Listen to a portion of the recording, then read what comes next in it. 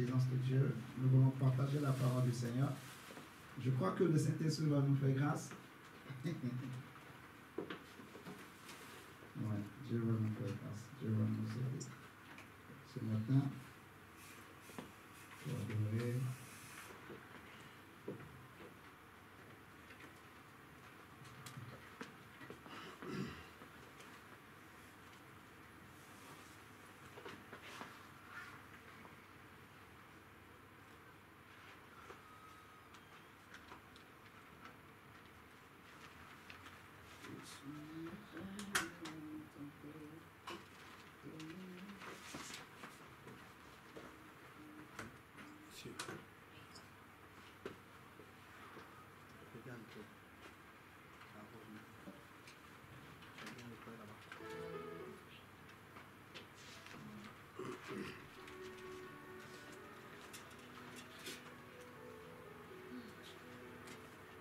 On va prendre le Bible dans Matthieu 28, verset 18. Le thème que nous allons voir ce matin, ce sera Jésus-Christ, le Dieu omnipotent. Je vais l'écrire au tableau.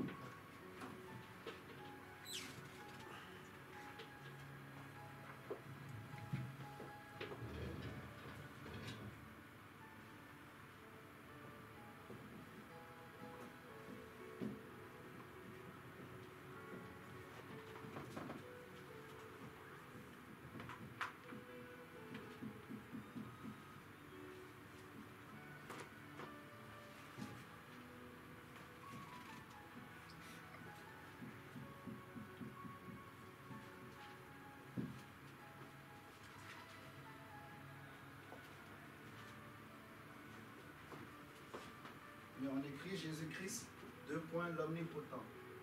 Jésus-Christ, l'omnipotent. Comme vous voulez, l'omnipotent ou le Dieu omnipotent, c'est la même chose. Allez, on laisse le Dieu omnipotent. Vous allez comprendre pourquoi. On va laisser comme ça pour les sceptiques. Le Dieu omnipotent.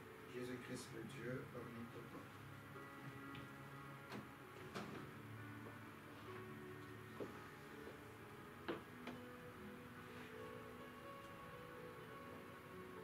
Jésus-Christ, le Dieu omnipotent.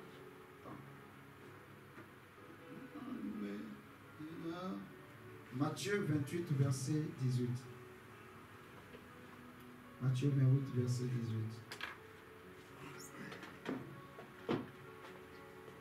18. Matthieu 28, verset 18. Jésus-Christ, le Dieu omnipotent. Matthieu 28, verset 18. Gabriela, tu peux nous lire, s'il te plaît. On va essayer de parler doucement ce matin. Je lis au nom du Seigneur. Amen. Verset 18. Jésus s'étant approché leur parla ainsi.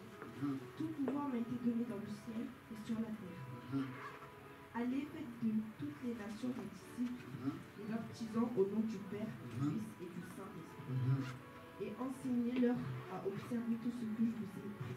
Amen, alléluia. On acclame la parole du Seigneur. Seigneur, merci pour ta parole. Au nom de Jésus-Christ. Alléluia. Amen. Ok. Le Seigneur dit, tout pouvoir m'a été donné dans le ciel et sur la terre, au verset 18. Et nous parlons de Jésus-Christ, le Dieu omnipotent. Pour ce qui est de la divinité de Jésus, nous tous, nous le savons. Beaucoup de gens le savent, même des païens, des personnes qui ne prient pas, savent et le croient en eux que Jésus est Dieu. Mais seulement, ils n'ont pas encore fait le pas pour se convertir. Alléluia. Amen. Même le monde des ténèbres sait que Jésus est Dieu. La Bible dit que les démons aussi croient que Dieu existe, mais ils tremblent. Nous savons que dans la Bible, la parole de Dieu nous enseigne que quand Jésus était arrivé, lorsqu'il marchait en Galilée, les démons confessaient de leur bouche: nous savons qui tu es, le Saint de Dieu, le Fils de Dieu, l'envoyé de Dieu, le Messie. Alléluia. Donc même les ténèbres savent qui est Jésus, pour ce qui concerne sa divinité. Mais nous voulons parler ce matin de l'omnipotence de Dieu. L'omnipotent. Lorsqu'on dit omnipotent, le mot omnipotent, vous pouvez noter, ça veut dire en fait celui qui est le Tout-Puissant. Omnipotent, ça veut dire le Tout-Puissant. Ça veut dire celui qui a l'autorité absolue. C'est très important, vraiment, cette définition. Je crois qu'on a noté le titre, je peux l'effacer. Pour écrire la définition de omnipotent. Nous avons parlé de 3 thèmes: omnipotent, omniscient et omniprésent. Mais nous allons travailler surtout le côté omnipotent ce matin. Et si le Seigneur permet un autre jour, on parlera de l'omniscience, omniprésent. Donc, omnipotent.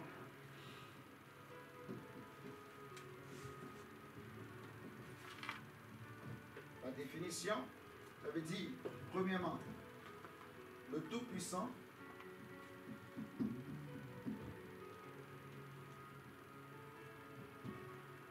Deuxièmement, ça veut dire, quand je dis le Tout-Puissant, c'est-à-dire celui qui est tout-puissant.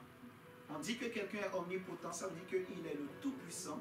Ça veut dire, deuxièmement aussi, qu'il a l'autorité absolue ou la puissance absolue. C'est très important. On va noter autorité absolue.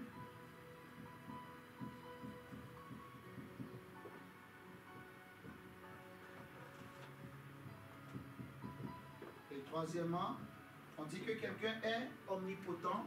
Ça veut dire que c'est une personne qui est sans limite. Sans limite. Et ça, ça veut tout dire. Sans limite. Sans limite. Donc, omnipotent, ça veut dire 3 choses. Ça veut parler du Tout-Puissant. Ça veut parler de l'autorité absolue. Ça veut parler de celui qui est sans limite. Qui n'a pas de limite. Qui n'est pas limité par quoi que ce soit. Par qui que ce soit. Amen. Et c'est de ça que nous voulons partager ce matin. En parlant de Jésus-Christ, le Dieu omnipotent. Il y a 2 autres thèmes qui qualifient la grandeur de ce Dieu, l'omniscience et l'omniprésence. On dit que Dieu est omniprésent, ça veut dire qu'il est partout. Omniprésent veut dire il est partout, il nous suit partout, il suit tout le monde, il est derrière tout le monde, il est devant tout le monde, il est autour de tout le monde, il est partout. C'est ça l'omniprésence. Alléluia. Amen. L'omniscience, ça veut dire qu'il sait tout. Il faut le noter. C'est très important de bien comprendre ces définitions.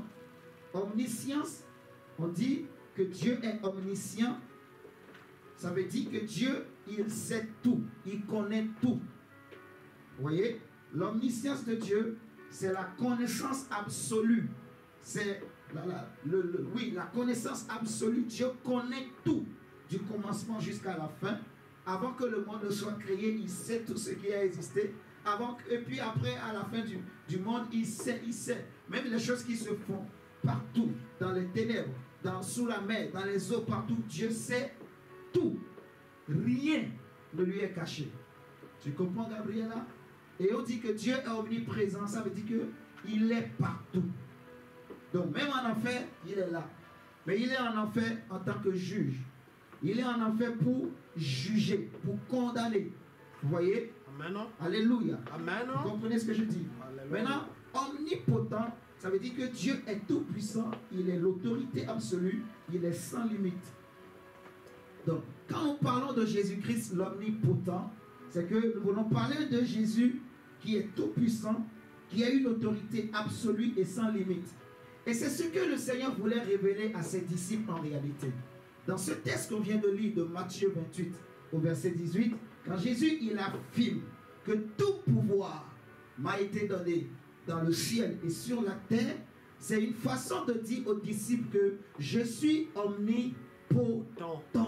Vous voyez, j'ai une autorité absolue. Quand on dit autorité absolue, c'est que c'est l'autorité suprême qui est au-dessus de toutes les autorités. Alléluia. Amen. Quand il dit aux disciples, tout pouvoir m'a été donné dans le ciel et sur la terre, ça veut dire tout simplement, il veut aussi leur dire que je suis sans limite. Mon pouvoir est sans limite. Mon influence n'a pas de limite. Mon autorité n'a pas de limite. Amen. Vous voyez? Amen. Et pour bien comprendre ce que nous sommes en train de dire, vous devez savoir, mes chers amis, que le monde dans lequel nous vivons, c'est un monde où il y a beaucoup de limites. Il y a beaucoup de barrières. Il y a beaucoup de frontières. Vous voyez? Si vous prenez avec moi Deutéronome chapitre 32, vous allez voir quelque chose qui est très fort que Moïse va nous révéler par l'Esprit de Dieu. Deutéronome chapitre 32, on va lire avec Gabriela. On va commencer à partir du verset 1. Je te dirai quand il faut t'arrêter. Ça va faire trop loin peut-être. Verset 1. Attends, on va plutôt prendre... prends plutôt verset 7 à 9. Deutéronome chapitre 32, verset 7 à 9. Jesus. Rappelle à ton souvenir Rappelle à ton souvenir les anciens jours. les anciens jours. Passe en revue Passe en revue les années, génération par génération. génération par génération. Interroge ton père Interroge ton père, et il te l'apprendra. et il te l'apprendra. Tes vieillards Tes vieillards, et ils te le diront. ils te le diront. Quand le Très-Haut Ça devient très intéressant. Suivez très bien le verset 8 et 9. donna un héritage aux nations, Quand le Très-Haut donna un héritage aux nations, quand il sépara les enfants des hommes, quand il sépara les enfants des hommes, il fixa les limites des peuples, il fixa les limites des peuples d'après le nombre des enfants d'Israël. d'après le nombre des enfants d'Israël. Car la portion de l'Éternel, Car la portion la portion de l'Éternel, c'est son peuple. c'est son peuple. Tu peux relire encore le verset 9. Verset 8 plutôt.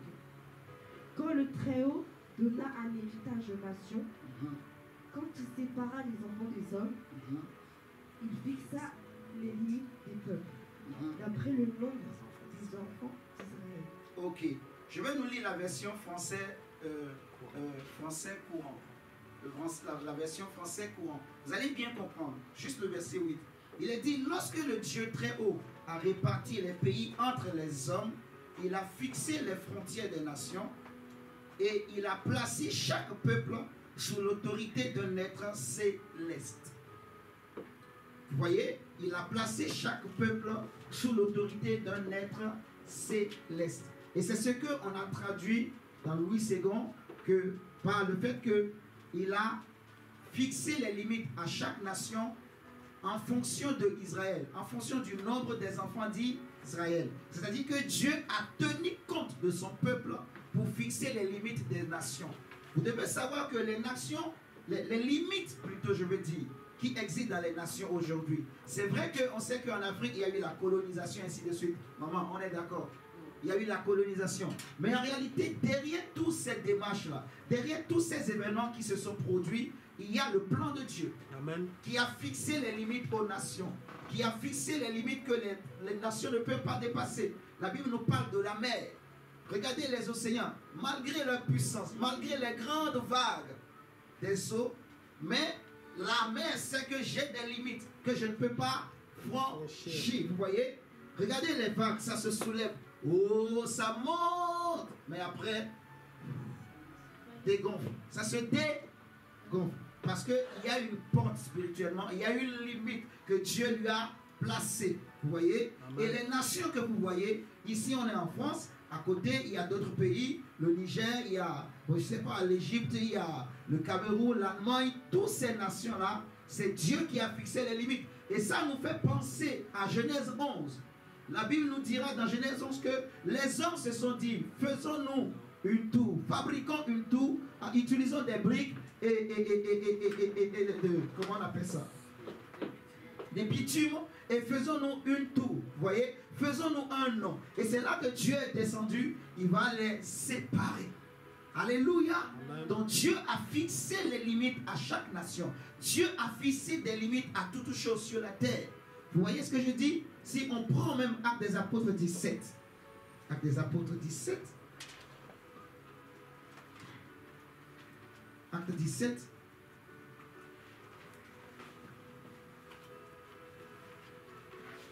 Je pense pense qu'on peut prendre déjà d'abord le psaume 74 et après on va prendre Acte 17.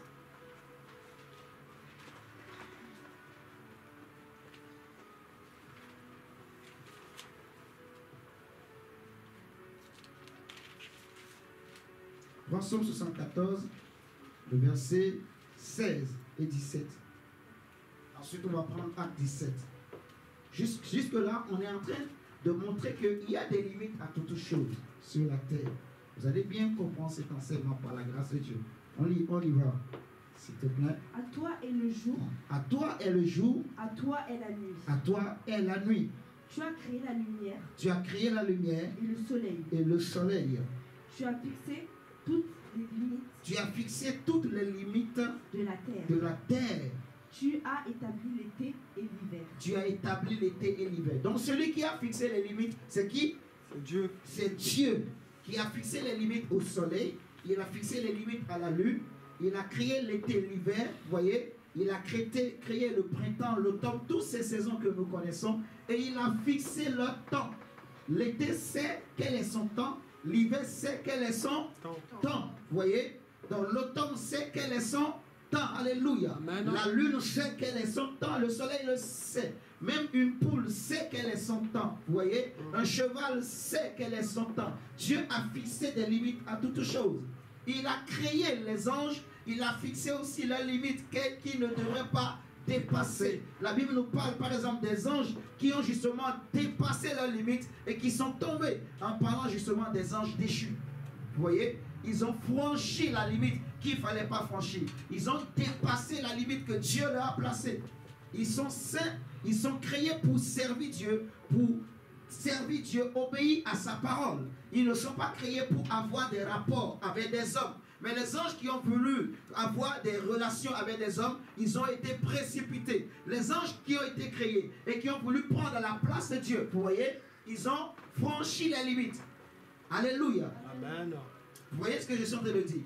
Maintenant, il y a des limites à tout. Si vous prenez donc Acte 17, prenons Acte 17, vous allez voir même les hommes. Dieu a fixé des limites pour les hommes. Acte 17.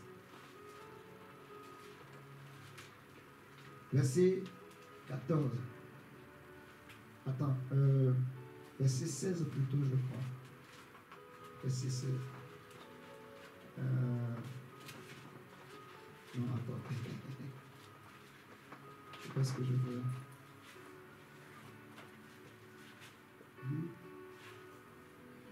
Voilà.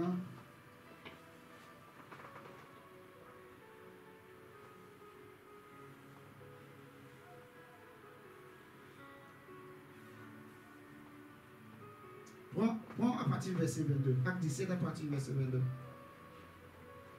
On y va.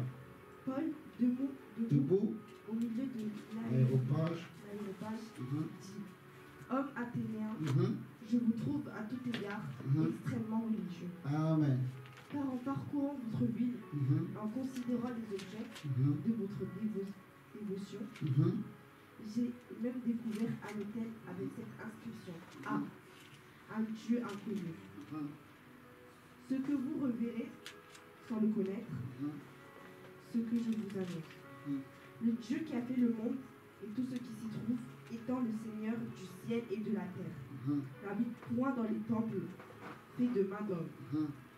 Il n'est point servi par des mains humaines, comme s'il avait besoin de quoi que ce soit. Lui qui donne à tous la vie, la respiration et toutes choses, il a fait que tous les hommes, sortis d'un seul sang, habitassent sur toute la surface de la terre, ayant déterminé la durée des temps. Ayant déterminé la durée de quoi? Des temps. Non, relis bien. Ayant déterminé la durée de... Des temps. Des temps? C'est ça? Oui. Ok, continue.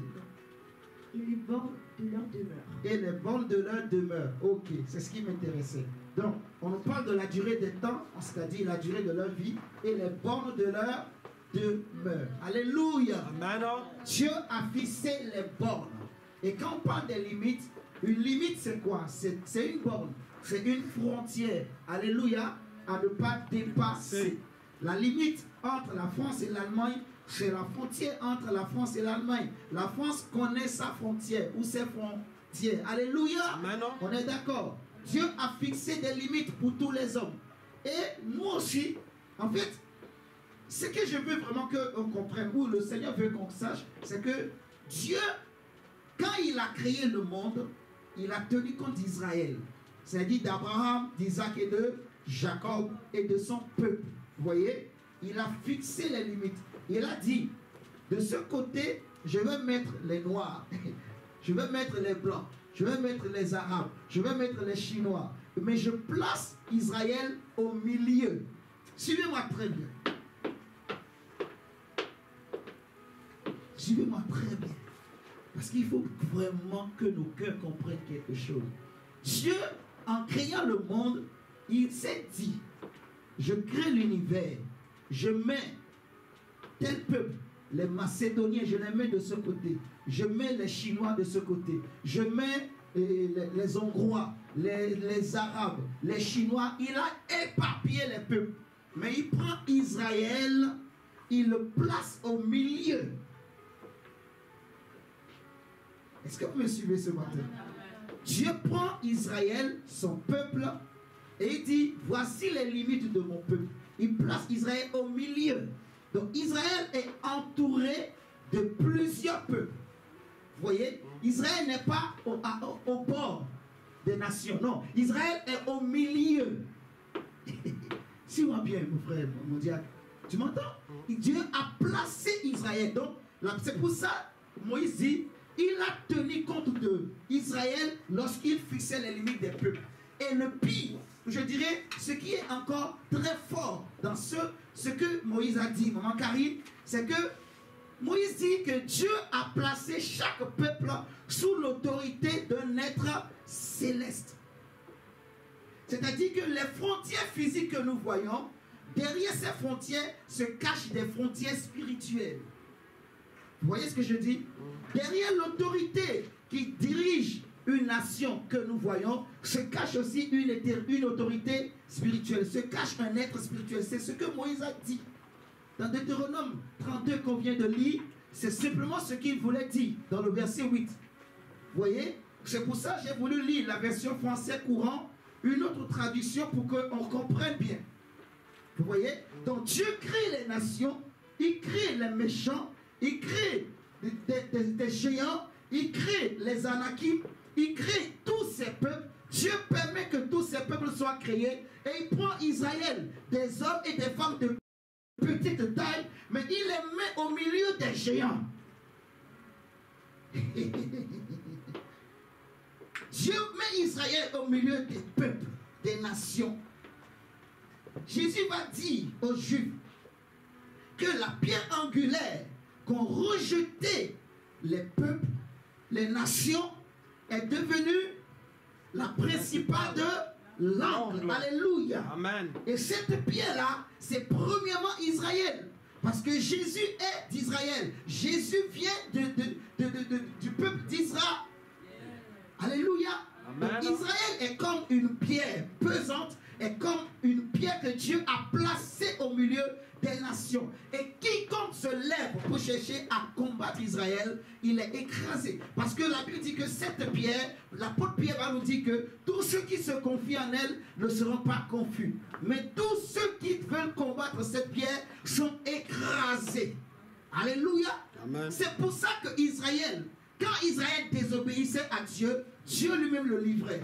Mais quand Israël se réconciliait avec son Dieu, tout celui qui se lève pour chercher à attaquer Israël, il avait affaire à Dieu. Vous êtes en train de comprendre? Amen. Il avait affaire à Dieu. C'est Dieu qui combattait pour Israël. C'est Dieu qui défendait Israël. Et le comble, c'est-à-dire la majesté de notre Dieu est telle que, regardez, il pouvait dire Israël, pour éviter que Israël ait des problèmes, je le mets hors des nations. Je le mets aux frontières. Vous voyez? Par exemple, je mets Israël au bord de la mer. Comme ça, il n'y a pas beaucoup de pays autour de lui. Mais non. Dieu le met au milieu. Pouf. Partout, il y a des grandes puissances. Autour d'Israël, il y a des grandes puissances. Petit pays, mais puissant spirituellement. Petit pays, mais puissant. Pose-moi la question, pourquoi j'ai dit puissant? Pose-moi la question. Pourquoi tu dis puissant? Voilà, tout le monde, posez-moi la question. Parce que l'autorité d'une nation dépend de l'autorité de l'être céleste qui est derrière. Amen. Vous êtes en train de comprendre?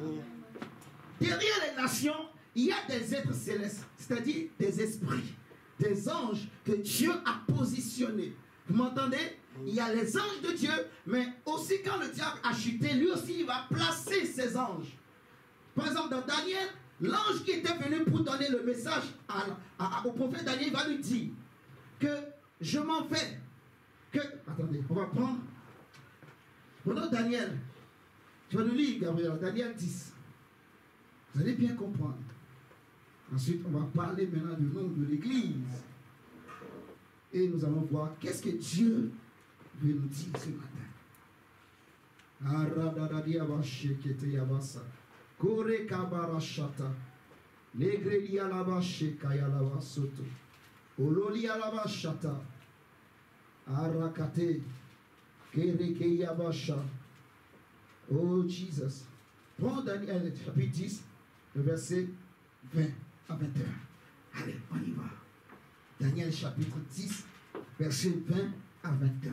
Israël, la pierre angulaire, une pierre pesante au milieu des nations, mais qui crée des soucis aux nations, qui crée des problèmes aux puissants de ce monde. C'est un petit pays, mais qui dérange les grands de ce monde, qui dérange ceux qui dirigent ce monde. Pourquoi Israël dérange tant? Tu vas comprendre ce matin pourquoi. Alléluia. Amen. C'est parce qu'il y a un être spirituel derrière Israël. Parce que chaque peuple a un être spirituel derrière lui. Vous voyez? Lisons Daniel 9. De 10 plutôt, verset 20 à 21. Saint-Esprit, merci. Il me dit, sais-tu pourquoi je suis venu vers toi? Maintenant, je me retourne. Pour combattre le chef de la Perse. Pour combattre le chef de la Perse. Quand il parle du chef de la Perse, premièrement, il veut parler du roi de Perse qui était là. Mais deuxièmement, il parle aussi du chef spirituel qui est derrière le roi de Perse. Vous allez bien comprendre. Lisons jusqu'à la fin. Et quand je partirai, voici le chef de Vajan. Le chef de Javan. C'est-à-dire la Grèce. Voilà, le chef de Javan. Mais je veux te faire connaître. Le chef de Javan viendra. Voilà. Mais je veux te faire connaître ce qui est écrit dans le livre de la vérité. Je veux te faire connaître ce qui est écrit dans le livre de la vérité. Personne ne m'aide contre cela. Personne ne me soutient ou ne m'aide contre cela. Excepté Michael, votre chef. Alléluia. Amen. Donc, l'ange ici, l'ange Gabriel, il est en train de dire à Daniel que en ce temps-là à Babylone, c'était le temps des Perses, des Mèdes et des Perses. Vous voyez, les rois comme Assuérus, tout ça, c'était des Mèdes et des Perses. Et ils ont régné au temps de Daniel. Vous voyez ce que je suis en train de dire?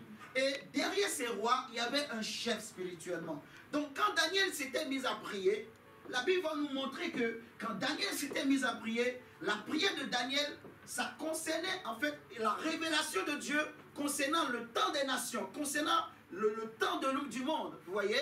Du coup, le chef de paix, c'est-à-dire le chef spirituel, il n'a pas voulu laisser l'ange descendre. Parce qu'il sait que ce que l'ange apportait à Daniel était très très très important. Et c'est comme ça que ce chef, c'est-à-dire cet ange-là, qui était un ange démoniaque, il va se mettre à combattre Daniel.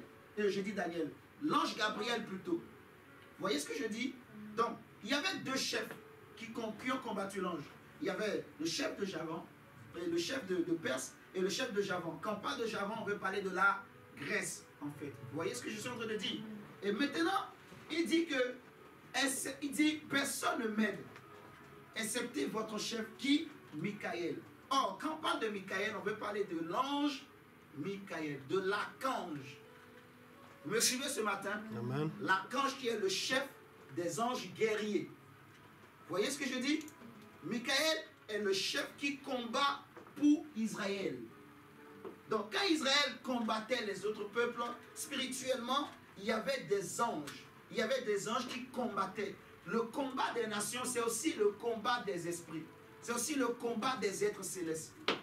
Vous me comprenez ce matin? Amen. Le combat que Israël livrait contre les autres peuples était aussi un combat spirituel. Et c'était maintenant puissance contre puissance. C'était être spirituel contre être spirituel. Or, Michaël, c'est celui qui est, il s'appelle celui qui est semblable à... Alléluia. Amen, amen, amen. Michaël est un ange puissant. Un guerrier terrible. C'est le chef des anges guerriers. Vous me comprenez?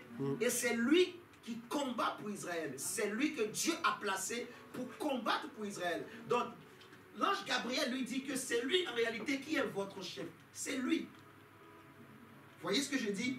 Il n'est pas le chef suprême, mais par rapport à leur armée, au chef de leur armée, il est le chef. Vous voyez? Par exemple, lorsque Gédéon, non, même pas Gédéon, Josué, quand il devrait aller combattre, faire tomber la tour de Jéricho, avant qu'il n'aille, la Bible nous montre, à un moment donné, il voit une personne debout avec une épée. Et il s'approche pour lui dire, es-tu des nôtres ou bien tu es contre nous? Et la personne lui dit, je suis le chef de l'armée de l'Éternel. Vous voyez ce que je dis? Ça montre qu'il est leur chef. Partout où ils vont, il est à leur côté. Dieu l'a mis, il est sur la terre, il est tout le temps. En fait, Michaël, c'est un ange qui est pratiquement tout le temps sur la terre. Vous comprenez? Il est là, Dieu l'a mis là pour Israël. Parce que Israël, c'est le peuple de Dieu. Donc l'être céleste que Dieu a placé au-dessus de l'État israélien, c'est l'ange Michaël. Donc maintenant, dis-moi, quel ange est aussi puissant pour se mesurer déjà à Michaël? Aucun ange. Aucun esprit ne peut se mesurer à cet ange. Il est terrible.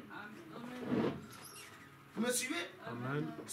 On n'est pas en train de faire le culte des anges, non. Mais on est en train d'enseigner pour qu'on comprenne bien. Derrière chaque nation, il y a un esprit. Il y a un esprit, un être céleste. Vous voyez? Ce qui fait que Israël est une pierre pesante entre les mains des nations, c'est à cause de l'ange qui est derrière.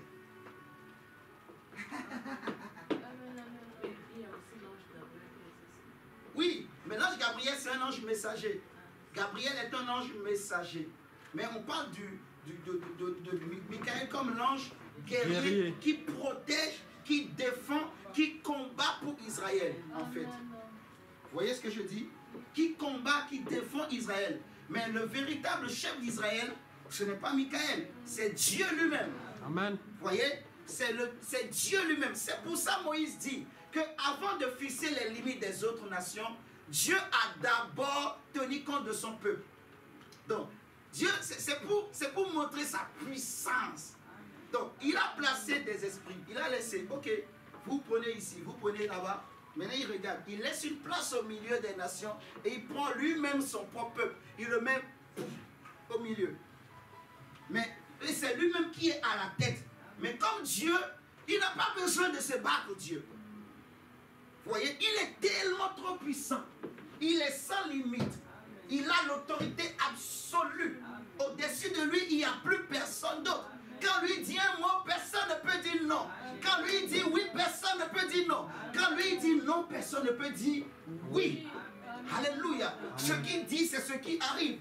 Même les anges le savent. Michaël le sait. C'est ce que l'Éternel a dit qui va arriver. Alléluia. Et Michaël n'est que là pour obéir à ce que l'Éternel lui a dit. L'Éternel lui a dit, Michaël, toi, tu es le chef que je mets devant ce peuple, mon peuple, tu protèges. Alléluia. Donc, Israël est un peuple puissant spirituellement. Physiquement, tu vas voir, tu auras l'impression que c'est un petit peuple. Mais attention, parce que derrière Israël, l'ange qui est derrière, l'esprit qui est derrière, est un esprit puissant. Vous voyez? Et la Bible va dire aussi que nous, l'Église, nous sommes une nation sainte. Nous sommes un peuple acquis, un sacerdoce royal. Alléluia. Donc nous sommes aussi des peuples.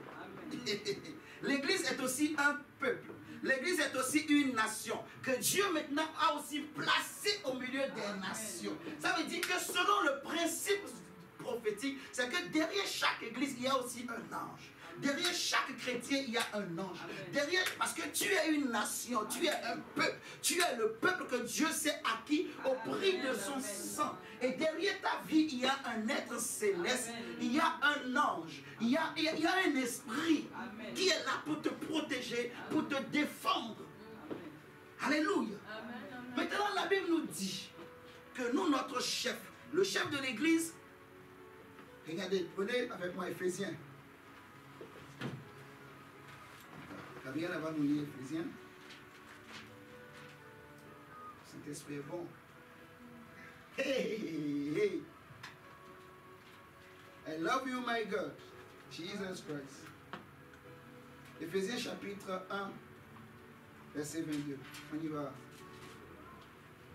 Gabriel.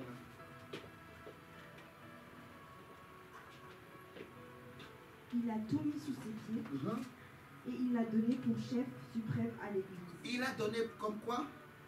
Chef suprême à l'église. Donc, le chef de l'église, c'est qui? C'est Jésus-Christ. Vous voyez? Parce que ici, quand on dit il a donné, en fait, on veut parler de qui? De Jésus. Jésus. De Jésus. On veut parler de Jésus pour bien comprendre. Ou bien, si tu veux, lire à partir du verset 18, pour bien comprendre. Et qu'il illumine les yeux de votre cœur pour que vous sachiez à quelle est l'espérance qui s'attache à son appel. Quelle est la richesse de la gloire de son héritage qu'il réserve aux saints. Et quelle est envers nous, qui croyons l'infinie grandeur de sa puissance, se manifestant avec efficacité, par le vertu de sa force. Il l'a déployé en Christ. Il a déployé quoi? Cette puissance en Christ. En le ressuscitant d'entre les morts. Et en le faisant asseoir. En le faisant asseoir à sa droite. Dans les cieux célestes. Dans les lieux célestes. Au-dessus de toute domination. Au-dessus de toute domination. De toute autorité. De toute autorité. De toute puissance. De toute puissance. De toute dignité. De toute dignité. Et de tout nom. Et de tout nom. Qui peut être nommé. Non seulement dans le siècle présent. Non seulement dans le siècle présent. Mais encore dans le siècle à venir. Mais aussi dans le siècle à venir. Continue. Il a tout mis sous ses pieds. Et il l'a donné pour chef suprême à l'église. Il a donné pour chef suprême à l'église. Qui est son corps. Qui est son corps. La plénitude. La plénitude. De celui qui remplit tous en tous. De celui qui remplit tout en tous. En réalité, parce que tout à l'heure quand je parlais, j'ai un peu devancé. Dans l'Ancien Testament, Jésus était caché. Vous voyez, au temps de Moïse, Jésus-Christ, l'agneau de Dieu immolé avant la fondation du monde, était caché. Tu m'entends, mon diacre? Oui. Jésus était caché.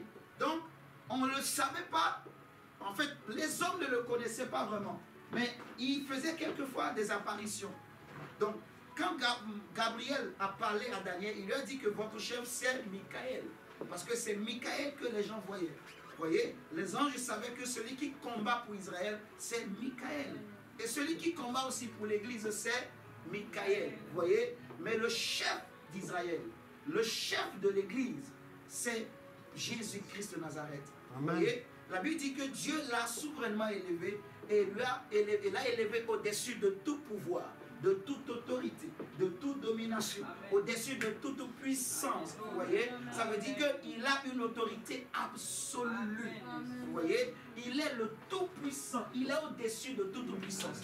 Il est au-dessus de tout nom, de tout ce qui peut être élevé au milieu des hommes ou dans les cieux ou sur la terre. Jésus a été souverainement élevé, souverainement glorifié. Alléluia. Dieu l'a souverainement élevé au-dessus de tout pouvoir, au-dessus de toute autorité, au-dessus de toute domination, au-dessus de tout esprit. Donc il est au-dessus même des anges. Hébreu nous dira que quand Dieu va l'introduire dans le monde, il va dire aux anges, adorez-le, prosternez-vous devant lui. Vous voyez? Donc Jésus est élevé même au-dessus des archanges, parce que les archanges sont des chefs des anges, comme Gabriel, comme Michael. Donc Jésus est au-dessus de Michael. Et le chef de Michael, c'est Jésus. Le chef de Gabriel, c'est Jésus. Le chef des archanges, c'est Jésus. Le chef des chérubins, c'est Jésus. Le chef des séraphins, c'est Jésus. Celui que les séraphins adorent, c'est Jésus. Celui que les archanges adorent, c'est Jésus. Celui devant qui les archanges se procèdent, c'est Jésus. Celui que les archanges écoutent, c'est Jésus. Celui à qui ils obéissent, c'est Jésus. Ils obéissent au son de sa voix. Ils obéissent à sa voix. Ils obéissent à sa parole. Ils obéissent à son nom. L'apôtre Pierre va nous dire que les anges, ils viennent, ils sont intéressés, ils veulent aussi découvrir ce salut qu'on est en train de nous prêcher par le Saint-Esprit. Eux aussi, ils sont curieux. Donc les archanges veulent voir le Maître, le Seigneur, le Dieu, le Messie, le Mashiach, les plus beaux d'entre 10 000. Les anges veulent le voir. Parce que lorsque nous parlons de Jésus, lorsque nous proclamons l'Évangile, nous parlons de Jésus. Nous parlons de celui qui est élevé dans les cieux et sur la terre, sous la terre et dans les eaux. Celui qui est éternellement grand, éternellement glorifié. Donc les anges, ils sont intéressés. Cette connaissance que nous avons, cette gloire que Dieu nous donne, ils n'ont pas ça les anges. Donc ils courent. On est en train de parler de notre Maître. Et j'aimerais te dire, quand tu marches et que tu es en train de chanter le nom de Jésus, tu es en train d'attirer des anges. Je crois que tu ne m'as pas bien compris. Amen. Tu n'as pas bien compris. Tu n'as pas bien compris. Je sais que tu n'as pas bien compris.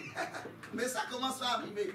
Quand tu es en train d'élever le nom de Jésus, tu es en train de dire, ah Seigneur, tu es le Mashiach. Tu es celui qui était avant la fondation du monde. Les anges, quand ils entendent Gabriel en train de voler, ils entendent ça, ils disent, qui est en train de dire ça là? Il se dit, mais normalement parmi les hommes, personne ne peut avoir cette connaissance. Donc il arrête son vol, vous il descend. Il se dit, mon maître est là. Il dit, mon chef est là. Tu dis que tu es l'agneau de Dieu immolé avant la fondation. Donc les anges se demandent, mais comment tu sais? Tu n'étais pas là. Tu n'étais pas encore créé. Même ton grand-père n'était pas encore créé. Mais ce que les anges ne savaient pas, c'est que tu étais caché dans le sein du Père. Que tu étais caché en Jésus. Et lorsque Jésus s'est manifesté, toi aussi tu as été manifesté. Tu as été engendré en Jésus-Christ de Nazareth. Tu n'as pas reçu l'esprit du monde, mais tu as reçu l'esprit qui vient de Yahweh. L'esprit qui vient de Elohim. L'esprit qui vient de Jésus-Christ. L'esprit du Dieu vivant. C'est son esprit qui t'anime. Amen. Qui te donne les révélations. Alléluia. Donc Jésus est le chef de l'Église. Jésus qui est tout puissant, qui a l'autorité absolue, qui est sans limite. Il n'est pas limité par quoi que ce soit. Je te répète mon frère, tu es un peuple. Tu es une nation, tu es un sacerdoce royal, tu es une nation sainte, le peuple que Dieu s'est acquis au prix du sang de Jésus-Christ. Tu n'as pas été acquis, tu n'as pas été conçu avec l'argent du monde, avec l'or de quelqu'un, avec les biens de quelqu'un. Non, tu es né au travers du sang de Jésus. Tu es né par la mort et la résurrection de Jésus-Christ. Tu es né parce que quelqu'un a donné sa vie. Il y a un sang puissant, un sang sans défaut, un sang sans tache qui a écoulé. La terre a bu un sang qu'elle ne devrait pas boire. La terre a goûté à un sang qu'elle ne devrait pas goûter. Alors la terre a dit non, je ne peux pas retenir mon roi. Je ne peux pas retenir ce sang. La terre n'a pas pu le retenir. C'est pour ça la Bible déclare qu'il n'était pas possible qu'il soit retenu dans le séjour des morts. Le troisième jour, la terre ne pouvait plus garder ce sang. Cette vie qui était descendue, elle était obligée de sortir. Il est sorti du tombeau. Et c'est là que tu es né par ses maîtrisures. Tu as été créé, tu as été engendré. Jésus t'a fait naître, Jésus t'a donné la vie, Jésus t'a ressuscité. Quand il sortait de là, mon frère, quand il est descendu en bas, la terre, commençait par bouger. Et quel est ce sang? Mais quand il était descendu, il était venu pour chercher toi et moi. Il était venu pour chercher ceux qui étaient morts avant lui, mais qui étaient morts dans la foi, dans l'espérance que Dieu allait les sauver. Et Abraham était là-bas. Les Moïse, Dieu a pris son corps, mais Moïse n'est pas monté au ciel. Moïse était là-bas. Les Élisée étaient là-bas. Les Samuel étaient là-bas. Oui, et Jésus est descendu. Et toi aussi tu étais là. Dis-moi aussi j'étais là. J'étais là-bas dans le sein d'Abraham. Quand Jésus est descendu, la Bible nous dit, le troisième jour, un ange puissant. Il y a des anges, mon frère, quand s'ils se manifestent, s'ils sortent du ciel, rien que, j'ai lisé la Bible, il y a des anges, juste un ange, son éclat est tellement grand qu'il peut éclairer toute la terre, tout. Donc il n'y aura plus de nuit, ni de soleil, il n'y aura plus rien. Ça va être la lumière partout, juste un ange. Mais là, on ne parle pas encore de Jésus-Christ de Nazareth, le ressuscité. On parle juste des anges. Un ange qui est aussi puissant. Vous comprenez? Donc Jésus descend dans le séjour des morts. Il descend. Et la Bible dit que le jour, là, le troisième jour, les gens étaient là tranquilles. Mais un ange puissant est descendu du ciel. Un ange puissant est descendu. L'ange a dit, laissez-moi passer. Mon roi est là. J'entends une voix qui m'appelle depuis le sein du séjour des morts. Je ne peux pas me retenir. L'ange est descendu. Il a roulé la pierre. Il a roulé la pierre. Il est rentré dans les tombeaux. Et l'homme de Galilée, le lion de la tribu de Juda, est sorti du tombeau. Celui qui est sans limite. Il ne pouvait pas être limité par la mort. Il ne pouvait pas être limité par la mort. Or, la grande limite des hommes, c'est la mort. La limite que les hommes n'arrivent pas à franchir, c'est la mort. Il y a des hommes qui arrivent à s'enrichir. Il y a des hommes qui arrivent à avoir beaucoup de choses dans ce monde. Mais ce que les hommes n'arrivaient pas à vaincre, c'était la mort. Mais Jésus est descendu. Il est sorti. Lazare était mort. Tout le monde savait que c'est fini. Lazare a fait 4 jours. Mais Jésus l'a ressuscité. C'est-à-dire, même si un homme fait 20 jours, même si un homme fait 1 an, même s'il fait 40 ans dans la mort, même si la chair est partie, il n'y a que les os, Jésus peut ressusciter. Amen, amen, amen. Oh mon frère, moi je suis en train de développer une foi. Je suis en train de développer une foi. Je te dis la vérité, que même un mort qui a déjà fait 20 jours, Jésus peut ressusciter. Amen, amen, amen. Je suis en train de travailler ça. Et c'est-à-dire, le fait que Lazare est ressuscité, c'est que la résurrection des morts existe. L'enlèvement de l'église existe. Amen, parce amen, que Lazare a fait 4 jours au tombeau. Lazare a déjà pourri. Lazare a connu les vers de terre. Lazare a connu la pourriture, la putréfaction. Lazare a connu les odeurs. Pas possible. Lazare était gonflé comme pas possible. Lazare avait des trous partout. Mais quand Jésus a parlé, un seul mot, une seule parole, il a libéré une parole. Amen, la parole amen, est amen. entrée dans la tombe. La parole a opéré les miracles. Dieu a dit au prophète Ézéchiel, fils de l'homme, parle, prophétise, parle à ses ossements desséchés. Amen. Jésus a parlé. Lazare a entendu la voix. La chair a entendu la voix. L'âme a entendu la voix.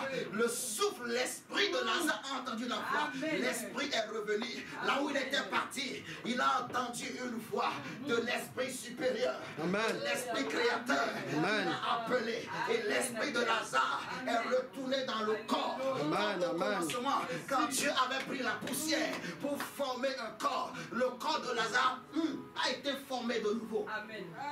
Et l'esprit est venu dedans. Donc quelque chose s'est passé. Donc Lazare, il était géant, mais dedans, c'était un bébé qui venait de naître. Parce Amen, que amen. c'est une nouvelle naissance qu'il a reçue. C'est que le corps était en contact avec l'esprit. Amen. L'âme est née.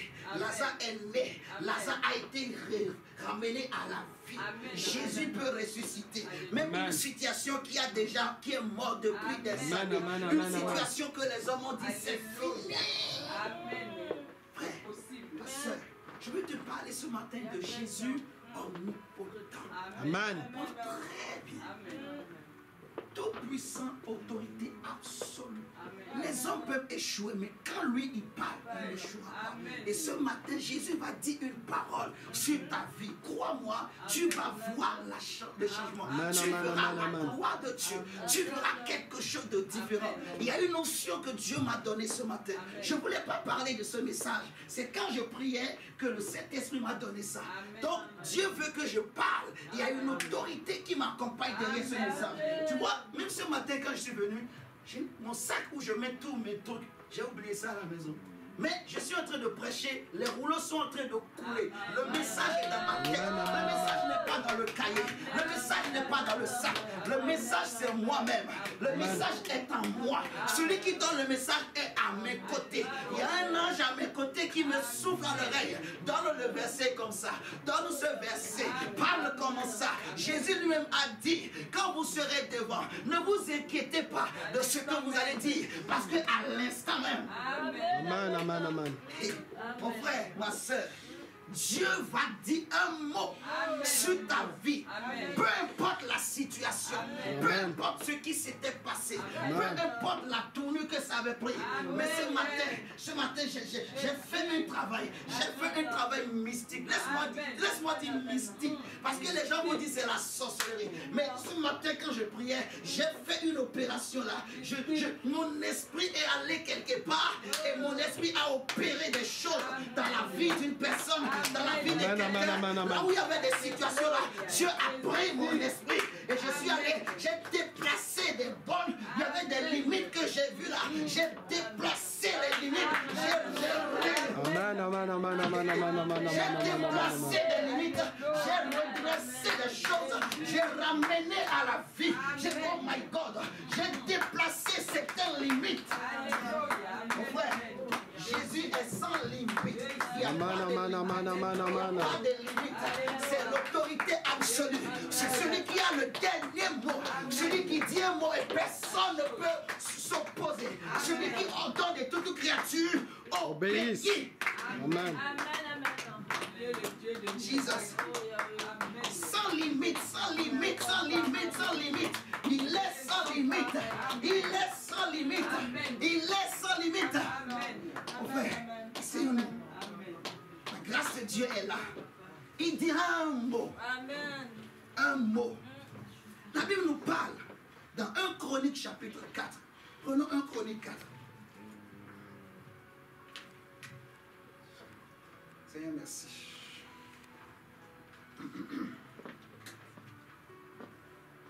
1 Chronique chapitre 4. On va lire le verset 1. Attends, d'abord. Seigneur, merci. Jesus. Thank you, my God. Thank you. My Lord. Thank you, my Lord.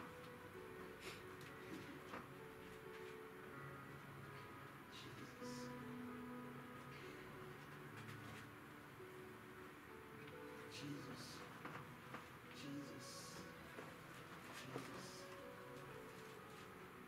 Yes. Prenons d'abord 1 Chronique 2, le verset 55, et ensuite on va prendre 1 Chronique 4, verset 1a. 11. 1 Chronique chapitre 2, verset 55. D'accord. Il est écrit quoi? Et les familles des scribes demeurent à Jaébet, les Syriaciens, les Chimiaciens, les Sucatiens, ce sont les Kéniens, issus de Hamath, père de la maison de Réka. Réka. Alléluia. Amen. On nous dit que ces gens-là, ils demeuraient où? À Jaébet. Dis Jaébet. Jaébet. Maintenant, prenons le chapitre 4. Tu vas lire à partir du verset 1. Oui, 1 Chronique 4. Fils de Judas, Péret, Etzron, Carmi, Ur et Shobal. Réaja, fils de Shobal, engendra Jacat engendra Ashubaï. Alléluia. Et Lahad. Ce sont les familles des Zoréatiens. Voici les descendants du père. Tétam, Gisréel, Vas-y doucement, tu vas y arriver. Tishma et Jidbash. Mhm. Le nom de leur sœur était Etzeponi. On va te donner un nom comme ça. Là. Pénuel Hein? était le père de Gédor. Mhm. Et quoi? Lizer, père de Husha. Ce sont là les fils de Hur, premier-né de Bethpharata, père de Bethléem. Mhm. Ashur, père de Tekoa, Père de Tekoa. eut deux femmes, Mhm. Léa et Nara. Mhm. Nara lui enfanta Ashuzam Mhm. et Épher, Mhm. Téméni Téméni. et Achat. Achashta. Mhm. Ce sont les fils de Nara. Mhm. Fils de Éléa, Mhm. Théer, Mhm. Sochar Mhm. et Etna. Et maintenant. Côte engendra Anub et Atsubeba, Mhm. une famille d'Ashraël, fils Mhm. de Daroub. Mhm. Jaébet Mhm. était plus considéré que ses frères. Jaébet était un homme qui était plus considéré que ses frères. On continue jusqu'au verset 10. Sa mère lui donna le nom de Jaébet. Sa mère lui donna le nom de Jaébet. Oh là là. On continue. En disant, En disant, c'est parce que je l'ai enfanté avec douleur. je l'ai enfanté avec douleur. Alléluia. Amen. Continue. Jaébet invoqua le Dieu d'Israël. Jaébet invoqua Le Dieu d'Israël. le Dieu d'Israël, hein, En disant, en disant, si tu me bénis Mhm.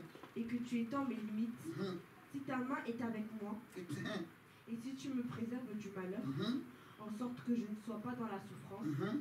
et Dieu accorda ce qu'il avait demandé. Alléluia. Amen. Mon frère, ma soeur, la Bible nous parle, on nous cite des noms. C'est des textes que les chrétiens n'aiment pas beaucoup lire.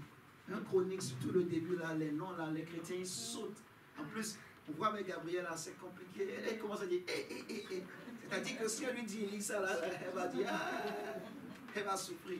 Mais derrière ces noms, il y a vraiment un message. Chaque nom a été écrit pour un but. Dieu ne fait rien au hasard. Dans la parole de Dieu, il n'y a rien à rejeter. Tout est à prendre. Il faut manger tout le rouleau. Alléluia. Amen. Ces noms-là ont un sens. On a cité plein de noms. On nous a dit dans le chapitre 2, verset 55, qu'il y avait des sacrificateurs, des scribes plutôt, qui vivaient dans une ville. Et le nom de la ville, c'est Jaébet. J'ai voulu qu'on le lise exprès d'abord. Vous voyez, il y avait des gens qui vivaient dans une ville. Mais le nom de la ville, c'est Jaébet. On nous dit au chapitre 4, verset 9 et 10, que Jaébet, son nom signifie enfanté dans la douleur. Son nom signifie souffrance, douleur. Vous voyez? Et sa mère lui a donné ce nom. Pourquoi? Parce qu'elle a enfanté son enfant dans la douleur. Je dis au passage aux parents, ce n'est pas parce que toi tu as souffert qu'il faut donner un nom mauvais à ton enfant. Vous voyez ce que je dis? Dans la Bible, c'était l'habitude dans ce temps-là. Si tu enfantes dans la joie, tu donnes un nom de joie. Donc, mais ils étaient prophétiques. Ils comprenaient parce que quand l'enfant naît, il y a toujours quelque chose qui accompagne. Il y a un esprit, il y a un signe. Vous voyez, ils ont compris, la maman de Jaébet a compris que, l'enfant là, je l'ai enfanté dans la douleur, dans la souffrance. Elle lui a donné le nom de douleur, qui veut dire Jaébet. Vous voyez? Donc, Jaébet, en grandissant, j'imagine, il a vu qu'il avait plein de limites dans sa vie. Il y avait beaucoup de limites autour de lui. Il ne pouvait pas faire certaines choses. Il ne pouvait pas accéder à certaines choses, maman. Vous voyez? Il était limité à cause de son nom, de la souffrance. Son nom veut dire souffrance, douleur, souffrance, douleur. Donc tous les jours de sa vie, c'était souffrance et douleur. Il ne pouvait pas faire certaines choses. Il ne pouvait pas avoir d'héritage. Il ne pouvait pas avoir des enfants. Il ne pouvait pas avoir une femme. Il ne pouvait pas travailler bien. Ou bien il travaillait, mais il ne mangeait pas bien. Jaébet a souffert. Jaébet a souffert. Dans sa famille, on le rejetait. Dans sa famille, au début, on ne le considérait pas. Si la Bible nous dit qu'il n'était plus considéré, ça veut dire qu'au début, personne n'avait de considération pour Jaébet. Sa vie était une vie d'humiliation. Vous voyez, quand un homme naît, Dieu, on a lu dans Acte 17, c'est lui qui fixe les temps et les bornes de leur demeure. Donc chaque être humain naît, Dieu a fixé ses bornes. Vous voyez, il y en a qui naissent à cause du nom de leur famille, à cause de leur héritage familial, à cause de leur vie, à cause de leur histoire, à cause du chemin qu'ils ont emprunté. Eh bien, il y a des limites qu'ils rencontrent dans la vie. Vous voyez, il y a des limites qui sont sur leur vie, sur leur chemin. Et il y a beaucoup de chrétiens qui sont comme des jaïbètes, qui ont des limites. Vous voyez ce que je dis? Alléluia. Amen. On dit que son nom était souffrance et douleur. J'ai aimé la prière de Jaïbeth qui veut dire beaucoup de choses pour nous chrétiens. Si vous regardez dans le chapitre 9, on nous dit, je vais lire cette version-là, qui dit, Jaïbeth fut plus honoré que ses frères. Sa mère l'avait appelé Jaïbeth en disant, c'est parce que je lui ai donné naissance dans la douleur. Vous voyez? Verset 10, Jaïbeth fit appel au Dieu d'Israël. Donc, lorsque Jaïbeth a appelé Dieu, il a invoqué Dieu, il a cherché Dieu, Dieu a changé.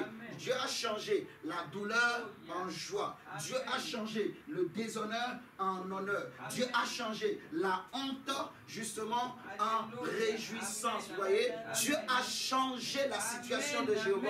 Dieu a changé l'histoire de Jéhovah. Lui qui n'était pas considéré, même jusqu'à aujourd'hui, on parle de lui. Si vous regardez dans le texte, on n'a même pas dit qui était son père. On a juste dit que sa mère lui a donné le nom de Jaïbeth. C'est-à-dire que dans l'histoire de Jaïbeth, ce qui était important, ce que les gens ont retenu, parce qu'on nous a cité tous les autres noms. Ça veut dire que de tous ces gens qu'on a cités, on sait que telle personne, il vient de telle famille. On sait que telle personne, il s'appelle tant, son père c'est ci, sa mère c'est ci, il est devenu tant parce que son père et sa mère ont fait ci, son père et sa mère ont payé ses études, ses parents ont fait ci, tu vois. On connaît l'histoire. Mais ce que l'histoire, ce que le monde, ce que, je dirais, l'histoire a retenu sur Jaïbeth, ce n'était pas son père ou sa mère. Ce que l'histoire a retenu sur Jaïbeth, c'était qu'il était très honoré. Oh, j'aime ça. Ce que le monde a retenu sur Jaïbeth, c'est qu'il a invoqué Dieu. Ce que le monde a retenu sur Jaïbeth, c'est que Dieu l'a élevé. Et j'aimerais dire à quelqu'un, ce qui est important, ce n'est pas que les gens parlent de tes origines, non. Amen. Mais c'est que les gens reconnaissent que tu as un Dieu. C'est que les gens réalisent que tu as un Dieu. Amen. Que tu étais A, mais Dieu t'a changé, tu es devenu B. Que les gens réalisent que tu étais dans la douleur, mais Dieu a enlevé la douleur et il a amené la joie. Ce qui est important, que les gens, ceux qui t'ont connu hier, qu'ils disent oui, on a connu SP, on a connu Karine, on a connu la sœur Clarisse, mais aujourd'hui celle qu'on voit n'est pas la même. Que les gens disent on a connu cette jeune fille, on savait comment elle parlait, mais aujourd'hui quand on l'entend, elle a un autre langage. Alléluia. Je suis en train de prier pour quelqu'un ce matin, que le témoignage que les gens vont retenir de toi, que ce soit comme Jaïbeth. Merci Seigneur. Alléluia. Amen, amen. Que tu sois comme Jaïbeth. Peu importe ton histoire, peu importe ton passé, je veux te parler de celui qui est sans limite, qui peut changer, briser les limites que ta maman ou ton père ou ton oncle ou ta tante a mis autour de ta vie. Alléluia. Je veux parler à quelqu'un ce matin. Même si ta mère, bien qu'elle est ta mère, elle t'a engendré, elle avait cette autorité que Dieu lui a donnée en tant que parent. Elle avait parlé sur ta vie, elle avait déclaré des choses sur ta vie. Même si ton père, bien que étant ton père, ayant reçu un pouvoir de Dieu, il a parlé sur ta vie. Mais je veux te parler ce matin d'un autre père, d'une autre mère, d'un autre roi, d'un autre Seigneur qui est au-dessus de tous les autres, qui est au-dessus de tous les mamans, qui est au-dessus de tous les papas. Là où les papas ont échoué, lui il n'échoue jamais. Lui il dit je connais les plans et les projets que j'ai formés sur toi, des projets de paix et non de malheur. Il est venu pour changer ta douleur. Il est venu pour ôter ta souffrance. Il est venu pour ôter ta souffrance. J'ai l'onction. Je te dis la vérité, moi j'ai l'onction. Je sais que j'ai l'onction. Donc mon frère, profite. Dieu va faire. Amen. Dieu est en train de faire des choses au milieu de nous. Dieu est en train de faire. On est en train de voir. Le Seigneur est en train de faire. Les choses qui étaient bloquées, il est en train de débloquer. Il est en train de changer des situations. Mais ce n'est pas fini. Ce n'est que le début. Parce que l'onction brise l'Église le joue. Nous ne prêchons pas un Jésus faux. Nous ne prêchons pas un Jésus mort. Mais nous prêchons un Jésus vivant et puissant. Non seulement il est puissant, mais il est tout puissant. Et non seulement il est tout puissant, mais il est l'autorité absolue. Non seulement il est l'autorité absolue, mais il est sans limite. Non limite. Non limite. Jaïbet souffrance, Jaïbet douleur, Jaïbet épreuve. Au début, les gens parlaient du nom de Jaïbet, Jaïbet. Mais après, les gens ont oublié son père. Wow! On n'a même pas oublié le père d'Abraham. On n'a pas oublié le père d'Isaac et de Jacob. Tu imagines Jacob, mon frère? Dans la Bible, ils ne sont pas nombreux les gens dont on ne connaît pas leur père. Mais ce que les gens ont retenu, c'est ce que Jaïbet a vécu. Quel honneur! Oh, je prie que ce Dieu que Jaïbet a rencontré, que ce Dieu descende dans ta vie, femme. Que Dieu, le Dieu de Jaïbet, soit ton Dieu ce matin. Je prie que l'Éternel des armées, le Dieu qui change la douleur, la souffrance en réjouissance, que ce Dieu vienne dans ta vie. Amen. Mon frère, la Bible dit que tout est possible à celui qui croit. Si tu crois, tu verras la gloire de Dieu. S'il a fait pour Jaïbet, il peut le faire aussi pour toi. Il peut le faire aussi pour moi. Jésus-Christ est le même hier, aujourd'hui et éternellement. Il n'a pas changé. Sa puissance n'a pas changé. Son autorité n'a pas changé. Il est le Dieu sans limite. Amen. Laisse que ton âme vraiment se jette dans la piscine. Oh. Jesus. Alléluia. Jésus est là, mon frère. Jaïbet a dit à Dieu, au verset 10, il dit, veuille me bénir et agrandir mon territoire. Vous voyez, élargis l'espace de ma tente, élargis mes frontières. Parce que quand quelqu'un a la souffrance, a la douleur dans le cœur, les actions sont limitées. Vous me comprenez ce matin? Quand quelqu'un souffre, les choses qu'il peut faire sont limitées. Il est limité. Dans sa tête, il est limité. Physiquement, il est limité. Vous voyez? Il ne voit pas loin. Quand quelqu'un n'a pas d'argent, il est limité. Parce que la souffrance, ça peut être aussi la pauvreté. La souffrance, ça peut être une maladie. La souffrance, ça peut être une douleur. Peut-être qu'il y a des gens qui te font souffrir, qui font souffrir ton cœur, ton âme. Vous voyez, la souffrance, ça peut être quelqu'un, mais qui est en train de te faire souffrir, te fait du mal. Vous me comprenez ce matin? Amen. La souffrance, il y a beaucoup de modèles, il y a beaucoup de types de causes de souffrance, ça peut être. Mais j'avais dit à Dieu, Seigneur, bénis-moi. Deuxièmement, élargis l'espace de ma tente. Lis-nous dans ta version, Gabriel, le verset 10. Verset 9 plutôt. Non, verset 10 plutôt. Ouais, chapitre 4.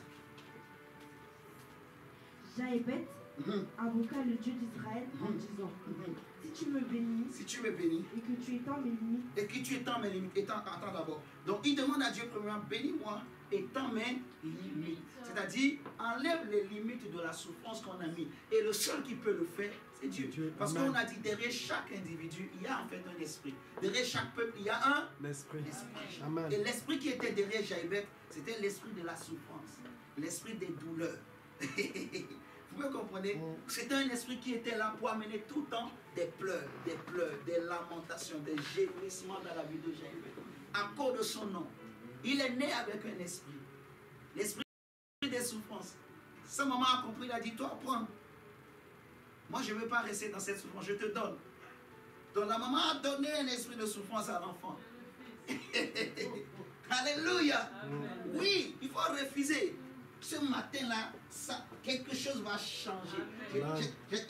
Il y a une notion, il y a une autorité que Dieu m'a donnée. Je vais déclarer des paroles sur ta vie. Tu vas voir un changement. Tu vas voir la gloire de Dieu. Tu vas vivre quelque chose de nouveau. Gabriela, je suis un homme de Dieu. Dieu a fait quelque chose dans ta vie. Alléluia. Dieu est sur ma vie, mon frère. Je ne parle pas pour rigoler. Je ne suis pas en train de blaguer, mon frère. Je suis très très sérieux quand je te parle de ça. Car je sais en qui qui j'ai cru. Je sais que j'ai un chef, j'ai un maître. Et mon chef, mon maître, mon employeur s'appelle Jésus-Christ de Nazareth. Il m'a pris derrière des troupeaux. Il m'a pris derrière des brebis. Et il m'a dit, parle à mon peuple. Il m'a dit, prêche ma parole. Il m'a dit, prêche l'évangile. Sonne la trompette. Je l'aime. Mon frère, tu vas voir la gloire de Dieu. Tu ne seras plus Jaébet. Tu ne seras plus Jaébet. Mais on va changer ton nom. On va changer ton nom. On connaît l'histoire de Naomi. Elle-même, elle va dire, ne m'appelez plus Naomi, mais appelez-moi Mara. Appelez-moi Mara.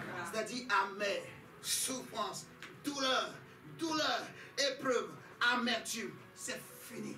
On va changer ce nom. On va changer ce nom. Tu vas sortir d'ici avec un nouveau nom. Une nouvelle grâce, une nouvelle gloire, une nouvelle identité. On va t'enlever ce manteau-là. S'il y avait un esprit de souffrance qui te suivait, l'esprit-là lui-même, pendant que je parle, il est en train de faire demi-tour. Au nom de Jésus. Cet esprit-là, il ne peut plus te voir parce que tu disparais. Oh, je suis en train de voir. Tu es en train de disparaître de ce. Oh, je dis, je suis en train de voir. Comme on te prend subitement là, tu es en train de disparaître. Au nom de Jésus. Tu disparais de la vue de ces démons, de la vue des sorciers, de la vue des esprits de souffrance, des esprits d'amertume, des esprits de Mara. Tu n'es pas Mara. Merci Seigneur pour la joie, la gloire. J'avais dit, bénis-moi, élargis l'espace de ma tente. Dieu va élargir ton espace. Dieu va briser les limites. Amen. Les limites sociales, les limites sociologiques, les limites ethniques, les limites linguistiques, les limites familiales, les limites je ne sais pas quoi, financières, toute forme de limite, les limites physiques. Dieu va briser les limites ce matin. Nous allons déplacer les limites. Nous allons repousser les limites ce matin.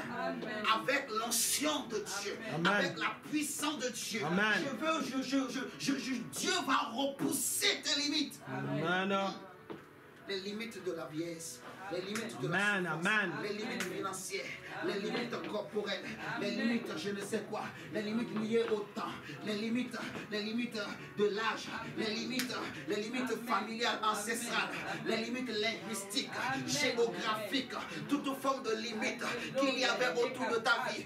Je suis en train de prophétiser, je suis en train de déclarer, je suis en train d'appeler quelque chose, je suis en train d'amener quelque chose, je suis en train d'invoquer quelque chose dans sa vie. Je dis que toute limite d'âge, limite de sang, limite je ne sais pas quoi, limite liée au corps, de maladie, quelles que soient les limites, nous brisons ces limites, nous repoussons ces limites au nom du Seigneur. Le omnipotent qui est sans limite, parce qu'il est ton chef. C'est lui l'esprit qui est derrière ta vie. L'esprit qui est derrière ta vie est un esprit sans limite.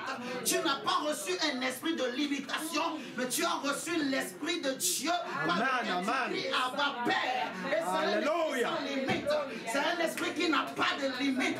Tu ne peux pas te limiter, ni par la sorcellerie, ni par le temps, ni par l'âge, ni par quoi que ce soit. Nous brisons les limites. Au nom de Jésus.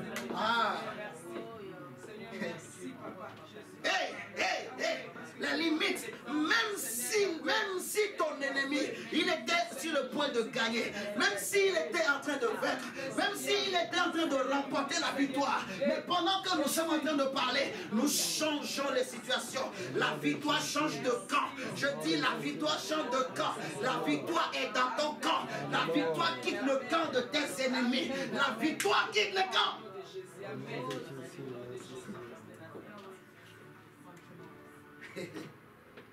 Mon frère, ça ne dépendra pas de toi.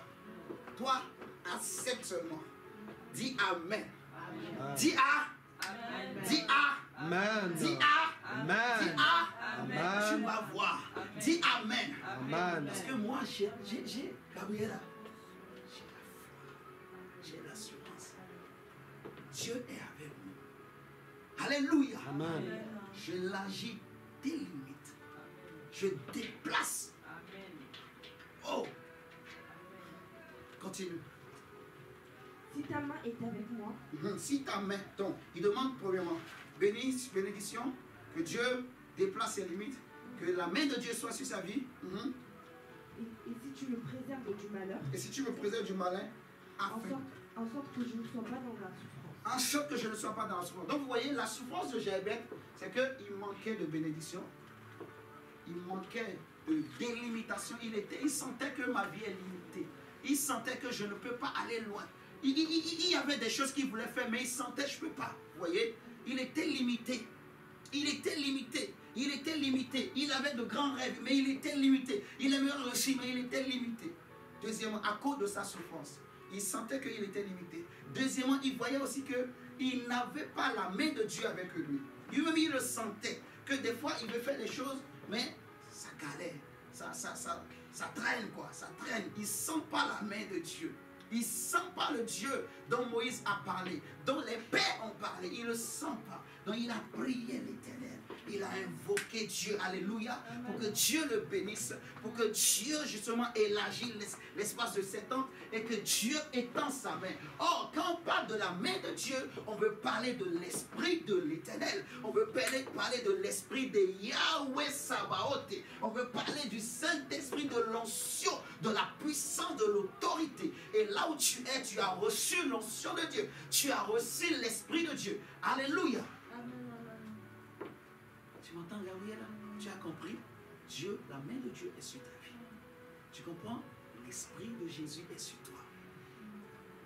Attention, joue plus avec ta vie. Tu m'entends?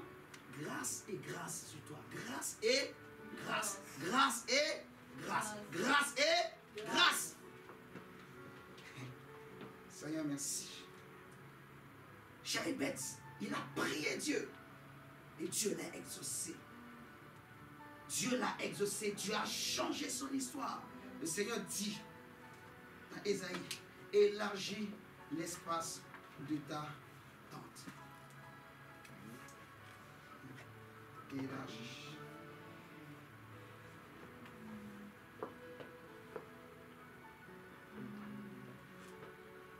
Seigneur, merci. Prononce Ésaïe 54. Ésaïe 54, verset 2. Ésaïe 54, verset 2. C'est 2 à 3. C'est 2 à 4. On va se lever. Il y a encore beaucoup de choses à dire, mais c'est déjà bien comme ça.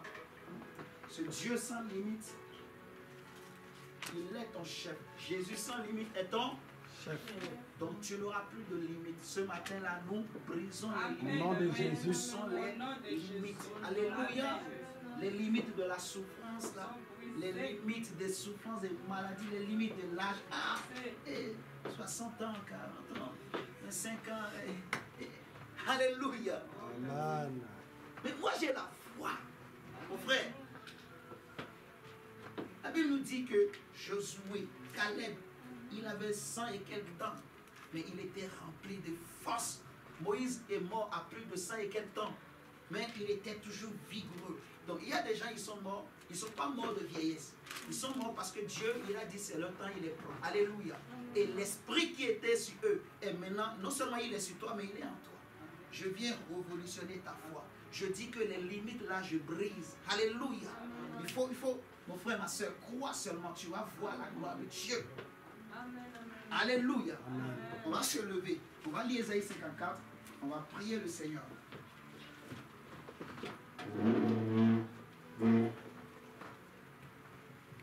Sœur Clarisse, tu vas voir quelque chose de nouveau.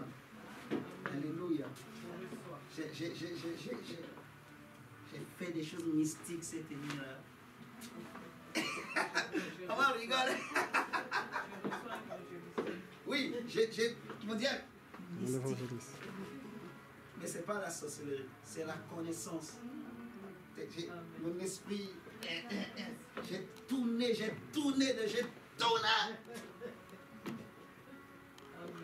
Oui. Vous allez voir.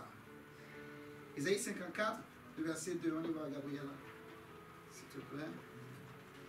Élargis l'espace de ta tente, comme on déploie une couverture de ta maison. Continue.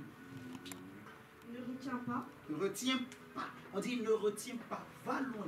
Élargis. Alléluia. Amen. Dieu ne veut pas que tu aies des limites. Les nations qui sont autour de toi peuvent avoir des limites. David dit, tu dresses devant moi une table. Tu ondules ma tête. Tu dresses une table devant moi en face de mes ennemis. C'est-à-dire les ennemis peuvent être autour. Mais toi, tu vas prospérer. Dieu va te mettre au large. Amen. Dieu va te bénir. Je Amen. dis que les limites sont brisées. Amen. Même financièrement, c'est fini. Toute forme de limite, dans tous les domaines, nous renversons ces limites ce matin. Parce que tu as la connaissance de celui qui est sans limite. Le Dieu sans limite est en toi. Ton Dieu est un Dieu qui n'a pas de limite. Alléluia. Amen. Il dit, élargis l'espace de ta tente, qu'on déploie les couvertures de ta demeure. Ne retiens pas, allonge tes cordages et affermis tes pieux, car tu te répandras à droite et tu te répandras à gauche. Ta postérité envahira des nations et peuplera des villes désertes. Ne crains pas, car tu ne seras point confondu, parce que la pierre angulaire est de ton côté. Ne rougis pas, car tu ne seras pas déshonoré. Si hier, à cause de la honte, à cause de la souffrance, à cause de la douleur, on t'a déshonoré, on t'a confondu, mais c'est fini. Amen, amen, C'est amen. fini. Nous renversons les limites de la honte, les limites de la confusion, les limites de la malchance, les limites de la malédiction, les limites familiales et ancestrales, les limites des anciens, je ne sais pas, copains, copines, anciens, tout ça là, nous brisons ces limites. Au nom de Jésus. À l'onction du Tout-Puissant. Alléluia. Amen, Les limites amen. tombent ce matin. Dieu dit, ne crains pas, car tu ne seras pas confondu. Ne rougis pas, car tu ne seras pas déshonoré. Mais tu oublieras la honte de ta jeunesse. Et tu ne te souviendras plus de l'opprobre de ton veuvage. Car ton Créateur est ton époux. L'Éternel des armées est son nom. Et ton Rédempteur est le Saint d'Israël. Il se nomme Dieu de toute la terre. Car l'Éternel te rappelle comme une femme délaissée et au cœur attristé, comme une épouse de la jeunesse qui a été répudiée, dit ton Dieu. Quelques instants je t'avais abandonné, mais avec une grande affection, je t'accueillerai. Dans un instant de colère, je t'avais un moment dérobé ma face. C'est pour ça que j'ai bête à prier. Mais Dieu dit maintenant, mais avec amour éternel, avec un amour éternel, j'aurai compassion de toi. Amen. Dit Merci, ton Rédempteur, l'Éternel. Alléluia. Amen. Merci, Dieu aura Jésus. compassion. Et il a compassion. Dans le passé, si on t'appelait femme de douleur, si on te donnait des noms bizarres, si on t'appelait pas des noms bizarres, des maladies bizarres, des appellations bizarres, des situations bizarres, dans la famille on te doigtait, des amis te doigtaient, ce matin tout cela tombe au nom de Jésus. Nous changeons ton nom, nous changeons ton image, nous changeons ton témoignage. Tu n'auras plus le témoignage que les gens ont par rapport à ta famille, mais ton témoignage sera comme le témoignage de Jacques et Beth. Les gens oublieront même tes origines, les gens oublieront même ta couleur de peau, les gens oublieront même ton âge, les gens oublieront même tes cheveux, mais ce qu'on retiendra, c'est que tu as un Dieu, c'est que tu as un Dieu, c'est que tu es riche, c'est que tu es béni, c'est que tu es prospère, c'est que tu avances, c'est que tu es une fille de Dieu, tu es un homme de Dieu, tu es un enfant de Dieu, tu es une fille de valeur, tu es un homme de valeur, tu es un homme qui n'a pas de limite, que tu es un homme qui n'a pas de limite, tu es une femme qui n'a pas de limite. Au nom puissant de Jésus-Christ de Nazareth, va avec la force que Dieu te donne ce matin, va avec cet ancien, va avec cette parole, va avec cette puissance, va avec cette grâce, va avec l'Esprit de Dieu, l'Esprit qui brise les des limites. L'esprit sans limite dans tous les domaines de ta vie. Je te dis que tu pars avec un esprit sans limite. Que ton esprit ne soit plus limité. Que ton âme ne soit plus limitée. Que tout ce qui pouvait limiter ton âme ou ton esprit tombe ce matin. Au nom de Jésus, que ce soit dans le domaine du domaine, peu importe le domaine, les limites tombent, les barrières tombent, les frontières tombent, les frontières tombent, les frontières tombent, parce que Jésus marche devant toi, parce que Jésus est ta lumière, parce que Jésus est ton salut, parce que Jésus est ton Dieu. Merci pour le miracle, Jésus. Oh Jesus. Merci Seigneur, merci mon Dieu, merci Adonai. Frère, c'est très réel. Seigneur, merci. Seigneur, merci. Je te laisse même une minute. Parle à Dieu. Demande tout ce que tu veux. Dis à Dieu. Mais j'aimerais que tu parles avec foi. Avec foi. Avec un fou. Foi. Ne parle pas. Oh Seigneur, Seigneur, souviens-toi, Seigneur. Sinon, parle avec foi. Seigneur, j'ai écouté ta parole. J'ai compris. Qu'est-ce qui peut me limiter? Qu'est-ce qui peut limiter ma famille? Qu'est-ce qui peut limiter désormais ma vie? Oh, parce que maintenant mon chef, ce n'est plus l'esprit de mon père ou de ma mère. Je vais te dire que ton chef désormais, ce n'est plus l'esprit de ton père ou de ta mère. Ce n'est plus l'esprit de ton grand-père ou de ta grand-mère. Mais c'est l'esprit de Dieu qui est ton chef. C'est l'esprit de Jésus-Christ qui est ton chef, qui est ton chef, qui est ton maître. C'est l'esprit sans limite qui est derrière ta vie. Ce n'est plus l'esprit de ton père ou de ta grand-mère. Je répète, l'esprit qui est derrière ta vie, ce n'est plus l'esprit de ta mère ou de ton père. Ce n'est plus l'esprit de ce monde. Déclare-le. Demande tout ce que tu veux à Dieu. Tu vas voir la gloire de Dieu. Parce qu'il y a un ange. Il y a l'ange qui est derrière moi. Il y a les anges qui sont avec moi. Il y a la grâce qui est avec moi. Il y a la puissance de Dieu qui est avec moi. Il y a l'esprit de Dieu. Jesus Christ. Seigneur, merci. Seigneur, merci. Seigneur, nous déplaçons, nous repoussons. Père, merci. Saint-Esprit, merci. Nous repoussons. Arakatayaba, Shekayaba. Lekerianaba, Shotorobo. Indekerianaba, Saka. Lekerianaba, Shakalabata. Rendalobo, Sialakate. Kebrekete, Brosha. Rekaraba, Sata. Lekeriaba, Shakalaba, Keriakatalaba, Soko. Okorobo, Shekeribiaba. Idarianaba, Shekayabaraba. Radialaba, Sokoroboshi. Alegariaga, Zekayaba. Karagata, Sheke. Ragashkarada, Shakata. Oragegianabashe. Aragianabashe, Kayaba. Barakatayaba. Oh, Rotorobo, Shekayaba. Yagateka, Ragasokorobo. Oh, Shandarabaraba. Sheyelebebe. Sheyelabaraba. Iberebo, Yalanabasaka. Shakayaba. Power.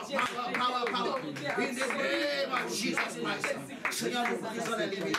Nous brisons les limites. Nous brisons les limites. Nous laissons Jésus prendre la place. L'esprit de Jésus prend la place. L'esprit de notre chef prend la place. Ce matin de m'honorer au nom de Jésus. Merci mon Dieu. Merci Jésus. Merci Père. Merci. Au nom de Jésus. Alléluia. Merci Seigneur. Merci mon Dieu. Au nom de Jésus. Merci. Nous acclamons le Seigneur. Amen. Amen. Est-ce que tu as été béni? Amen. Merci Seigneur. Acclamons le Seigneur.